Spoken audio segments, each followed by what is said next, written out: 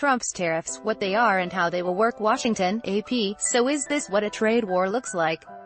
The Trump administration and China's leadership have imposed tens of billions of dollars in tariffs on each other's goods. President Donald Trump has proposed slapping duties on, all told, up to $550 billion if China keeps retaliating and doesn't cave into U.S. demands to scale back its aggressive industrial policies. Ad choice advertising in red, invented by Teeds. Until the past couple of years, tariffs had been losing favor as a tool of national trade policy. They were largely a relic of 19th and early 20th centuries that most experts viewed as mutually harmful to all nations involved. But Trump has restored tariffs to a prominent place in his self-described America First approach. Advertisement. Trump enraged such U.S.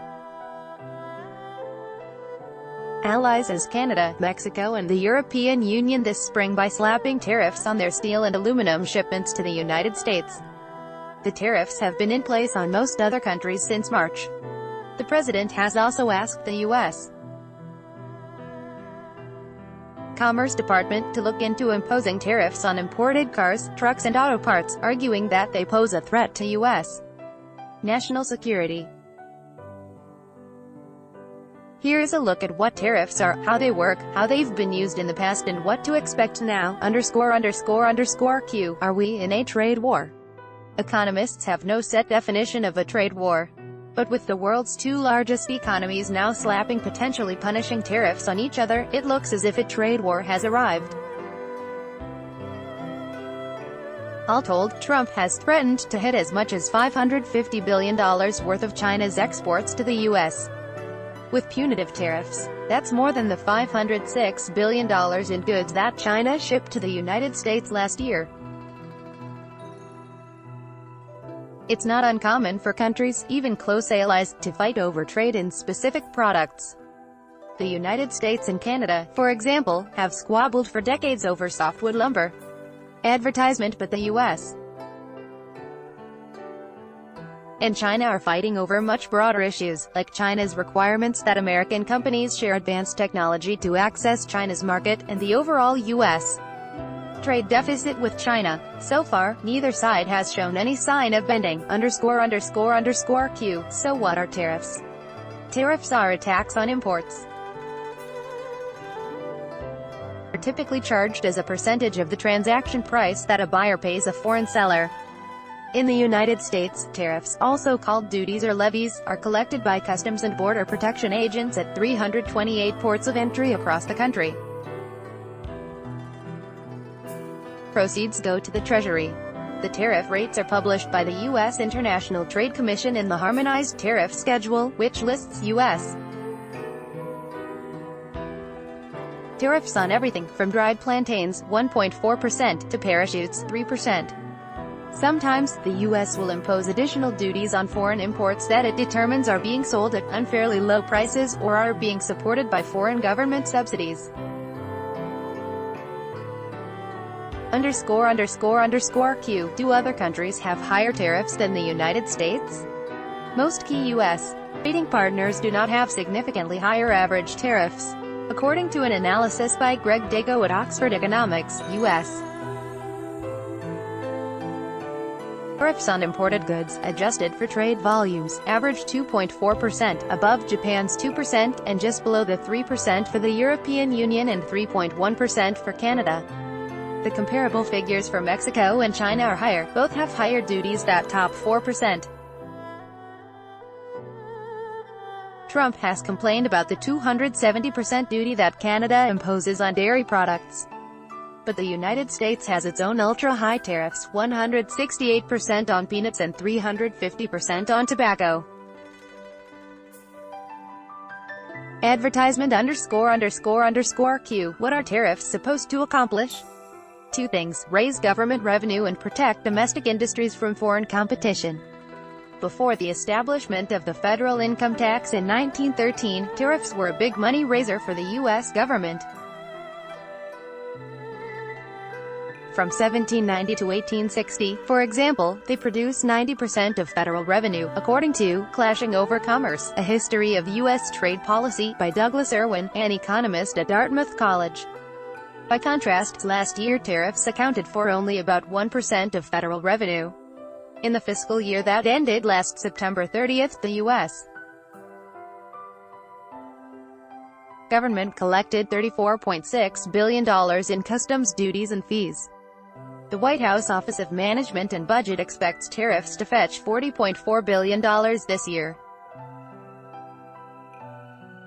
Tariffs also are meant to increase the price of imports or to punish foreign countries for committing unfair trade practices, like subsidizing their exporters and dumping their products at unfairly low prices. Tariffs discourage imports by making them more expensive. They also reduce competitive pressure on domestic competitors and can allow them to raise prices. Tariffs fell out of favor as global trade expanded after World War II. The formation of the World Trade Organization and the advent of trade deals like the North American Free Trade Agreement among the U.S., Mexico and Canada reduced tariffs or eliminated them altogether. ___Q. Why are tariffs making a comeback? After years of trade agreements that bound the countries of the world more closely and erased restrictions on trade, a populist backlash has grown against globalization. This was evident in Trump's 2016 election and the British vote that year to leave the European Union, both surprise setbacks for the free trade establishment.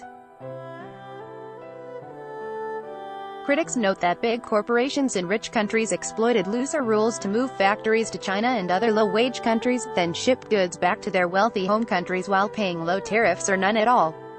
Since China joined the WTO in 2001, the United States has shed 3.1 million factory jobs, though many economists attribute much of that loss not just to trade but to robots and other technologies that replace human workers.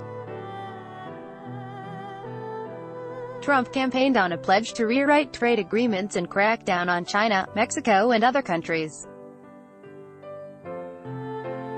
He blames what he calls their abusive trade policies for America's persistent trade deficits, $566 billion last year. Most economists, by contrast, say the deficit simply reflects the reality that the United States spends more than it saves. By imposing tariffs, he is beginning to turn his hardline campaign rhetoric into action. ___Q. Are tariffs a wise policy? Most economists, Trump's trade advisor Peter Navarro is a notable exception, say no. The tariffs drive up the cost of imports.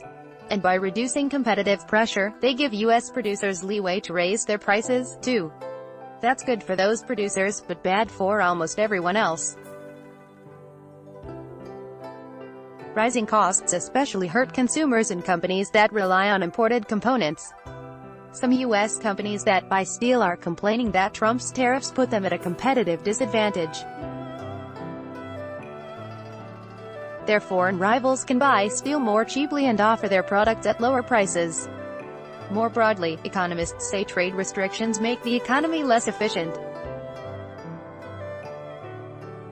Facing less competition from abroad, domestic companies lose the incentive to increase efficiency or to focus on what they do best.